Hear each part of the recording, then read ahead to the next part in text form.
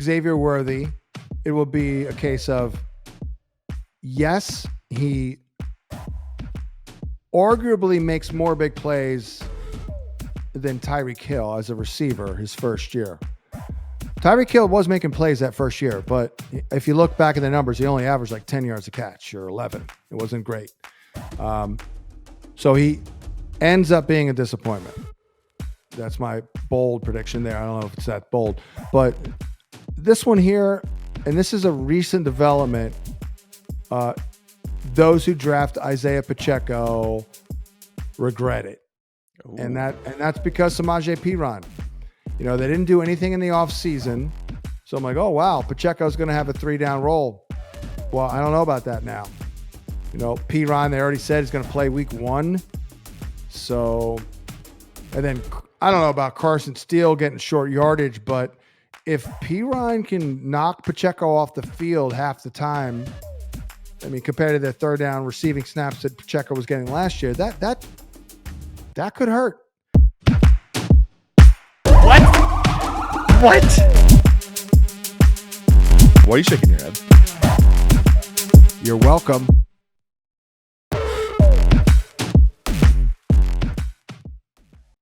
The vibes in Detroit, still good. I don't know how much we got to expand upon that. They're going to play 1 million dome games this year.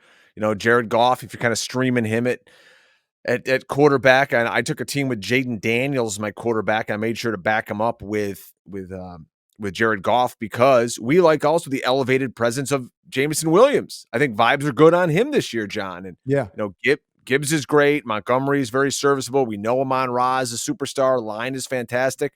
Everything's looking good. Let's just get to the playoffs and see what the Lions can do this year. Yeah, right. I feel pretty good. Amon-Ra, you probably don't remember this, but that rookie year, he was my deep sleeper of the year at receiver. I happen to work in LA, and I always tell the story, but our guy, Matt Bubar, he who comments on a lot of our stuff here, Matt in LA, he's a USC guy, big time. And he was telling me about Amon-Ra in like 2019. I'm like, all right, okay. Watch him a little bit. I'm like, all right. Watch him in that preseason. And I was like, wow, man, he's good. Like Jared Goff loves him already. And that was it. I was like, I've seen enough. I remember doing a video. I was like, Quintez Cephas stinks. The guy that gets Amon-Ra, St. Brown, man, he's been so, honestly, I didn't know he'd be this good. It's ridiculous. Jameson, he's not the next Amon-Ra, but the vibes are similarly good. Our guy Kaplan last week told us about that. I had heard of, some problems with some drops, but I'm feeling pretty good there. Still don't love Laporta. Definitely like Jahmyr Gibbs and Montgomery. But yeah, I feel good. There's the only bold prediction I have is Jameson Williams will be a top 30 receiver. That's somewhat bold considering his ADP is wide receiver 48 right now. No, I like it. And that's the kind of guy you take a shot on. Good pedigree, came out of a big program in college, tons of speed, looked great in the playoffs. We just got to keep him healthy and get him on the field, and they'll scheme some things up for him. So, yeah, I like the call on that. I like it. Or as you guys in Philly, you like it. Oh, like it, all right. Speaking of Philly, let's go to those Birds. By the way, speaking of Philly, I want them to sign the former Jet quarterback because I just want to turn on WIP or Philly Sports Radio and hear someone say, I like Mike White. All right. That could happen. Hey, I hope Philadelphia does not have to play any backups this year. Number one, because I don't want to see Kenny Pickett on the field, but it also means Jalen Hurts would have gone down. The Philadelphia Eagles, obviously, the soon-to-be Super Bowl champions this year, they're going to start their season Friday in Brazil against the Packers. What a great way to start, man. The NFL knows what they're doing. This is a made-for-TV league. They went out and they got themselves a new offensive coordinator in Kellen Moore, who loves to run 11 personnel. Well, that means they needed to get a third receiver. They did so by trading for Commanders, third-year wide receiver in Jahan Dotson. So now you have Dotson, Smith, who can play a lot more inside, and, of course, A.J. Brown. What are your vibes here, Guru? You've always been a guy, even though you lived in the area, you spit it straight on the Eagles. You're not drinking the Kool-Aid just because in that Yeah. Delmarva area or whatever it is. Yeah.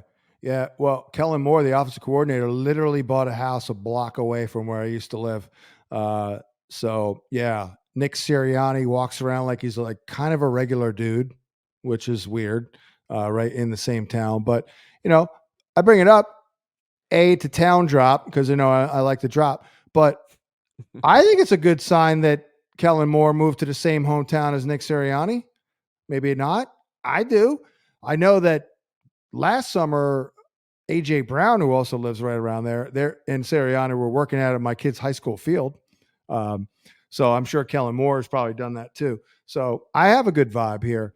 I'm not expecting much from Jahan Dotson, but No. anything he can give him is a bonus. I feel all right. I don't know what the hell happened to Kenny Pickett. I do not think he's as bad as it seems, but I mean, do not forget, like this time last year, all Steeler fans were believing in Kenny Pickett. And they're not dumb fans. Like they know. Like Eagle fans, they don't know shit about the rest of the league, but they know their team, right? Kenny Pickett's great as a backup quarterback because he's on a rookie deal this year. He's 26. He makes less than $2 million this year, and next year he makes 2.6. So as a backup, that's what you love.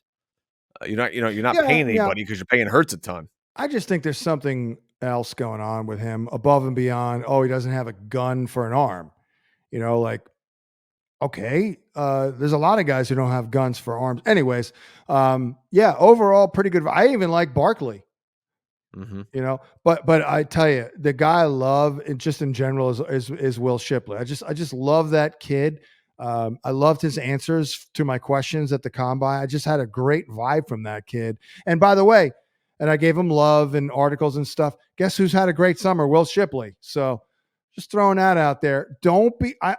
My bold prediction is not that bold. Will Shipley will score at least 3 touchdowns this year. At least. All right. Hey, it's 3 more than I'll score. That's for sure. Yeah. My bold prediction, the Eagles will win the Super Bowl because I'm a pathetic homer. All right. Won't you save me, San Francisco? The 49ers, Brandon Ayuk, the national crisis is over. He is signed. So Ayuk and Debo on the outside. Ricky Pearsall, some scary news over the weekend. He was shot in a robbery attempt, but looks like, he's going to pull through. So, our thoughts out with Ricky. Hope he's doing okay. Real life trumping, fantasy here. We just want the kid to be okay. Purdy's going to be fine. CMC, you've got your issues with John. But the vibes overall if we don't get, big Trent Williams back, then the vibes are real shaky. Yeah. Yeah. Real shaky is right. Yeah. I've had a kind of a shaky vibe all summer. They are ultra talented, very well coached. So they can have bad vibes and kind of still work it out. But Trent Williams is a massive one. And again, Ricky Pearsall, shout out to him. I have no idea what happened, but I spent some time at Ricky Pearsall at the combine. I set up an interview him, some of the best vibes ever. But Ricky's a real dude, man. Like he is. That's a man's man. That is a badass dude.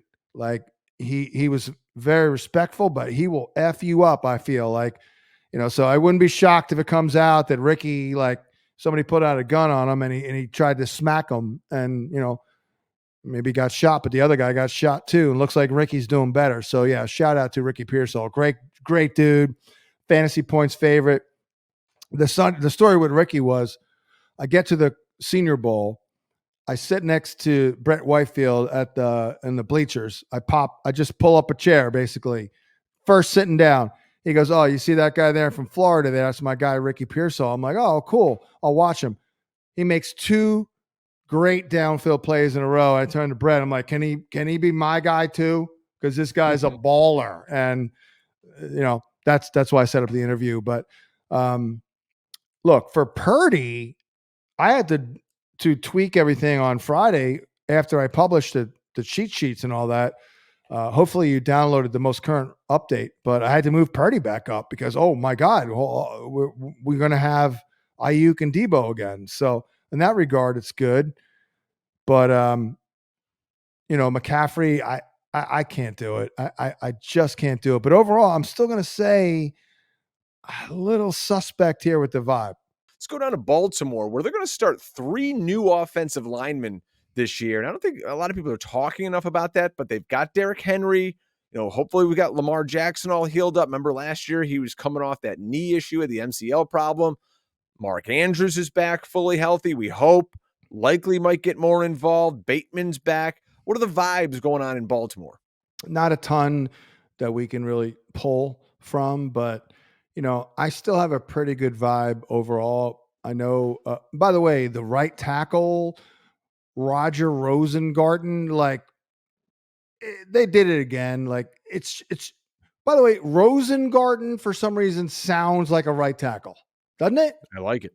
Like road grader, rodent grader, Roger Roden grader, as opposed to Rosengarten. The only guy better is that Van Roten, who should be Van Rotten. He should be Van Rotten. I mean, Joe Theismann was Thiesman before he was going for the Heisman. If I'm an offensive lineman doing battle in the trenches and my last name is Van Roten, you be damn sure I'm telling people it's Van Rotten. Like, come on. Anyway, I think they're going to figure it out. You do still have Ronnie Staley there at left tackle. Obviously, Derrick Henry. I feel pretty good about it. And how about I retweeted our guy Scott Barrett's tweet about ass. I mean, let's talk a little ass here. Average separation score? Yeah, because we had a really good showing for Rashad Bateman, by the way, who's been on my list all year, my target list. He was third in separation score per ass. The average separation score. It's a new metric at Fantasy Points data behind just Tank Dell and Deontay Johnson and ahead of Brandon Ayuk. So I like that at his free ADP. Though my bold prediction is that Isaiah likely usurps Mark Andrews in a way and hurts him and scores 5 to 6 touchdowns and takes away from Mark Andrews. Interesting. My bold prediction there, because I got to keep crapping on Zay Flowers. It's kind of what I do, is with the emergence of Likely and Bateman, Zay Flowers disappoints at his ADP. It doesn't even average 12 points per game in fantasy, and everyone's left crying in their beers. You are a Flowers hater. You know why? Because I had him on way too many teams last year. And I loved him last year. And I know, that's why I drafted him. But do you remember what I said all year? I said, you watch, he's going to take over. At the end of the year, he's going to be the guy. And he was. He had big games, but remember, let's see what happens now when everybody's back healthy. They're getting Likely in the mix. I don't love him either, but I think I did write this. Like, I did love him as a prospect. He was pretty good last year. Granted, I was a little underwhelmed. Thought he would do a little more downfield, but just food for thought. You've made your position, which I respect. That's fine. But if this ends up being incorrect, I bet you we chalk it up to, okay, last year was last year. He got better. They got better with how they utilized him and all that, That's what they need to do. They need to get him the ball down the field. His ADOT is way too low for as talented of a player as he is. I don't hate the player. I hate the way he's used. Yeah. He is. He's a very talented kid. We don't know if maybe he's being used that way because he's not making it happen in practice. We don't know. I will say, I thought it was crazy because when I first started watching Zay Flowers, I'm like, you know what? I mean, am I nuts here? Because I get these things. I'm like, am I the only one? And a lot of times I am. But I was like, I see AB here. Like, I'm like, I see AB. And then a month later, I learned, oh, guess who he's working with to track the deep ball on AB? I was like, oh, wow. Okay. But I've been around Zay Flowers. Great kid, by the way. And, I didn't see AB in on his career, but Zay Flowers is a great kid. I can tell you that. So yeah, just it's too late now. You've planted a flag here. And again, I'm not high on Amiver, but would not be shocked at all if he, surprised us and played a little bit better. Bold prediction for this next team. They're going to be good. We're talking about the Kansas City Chiefs. So Patrick Mahomes, I think he has a blockbuster season now that he has weapons who can stretch the field. In Hollywood Brown and Xavier Worthy, Rashee Rice, I think, ascends and just keeps gobbling up targets in the middle of the field. Pacheco is going to be, really good again. I mean, what else did I say, John? The Chiefs are really good. You draft their players, I think they're going to come through for you. I'm going to go, though, Xavier Worthy. It will be a case of, yes, he arguably makes more big plays than Tyreek Hill as a receiver his first year. Tyreek Hill was making plays that first year, but if you look back at the numbers, he only averaged like 10 yards a catch or 11. It wasn't great. So he ends up being a disappointment. That's my bold prediction there. I don't know if it's that bold, but this one here, and this is a recent development. Those who draft Isaiah Pacheco regret it. Ooh. And that's because Samaje Perine. They didn't do anything in the offseason. So I'm like, oh, wow, Pacheco's going to have a 3-down role. Well, I don't know about that now. Perine, they already said he's going to play week 1.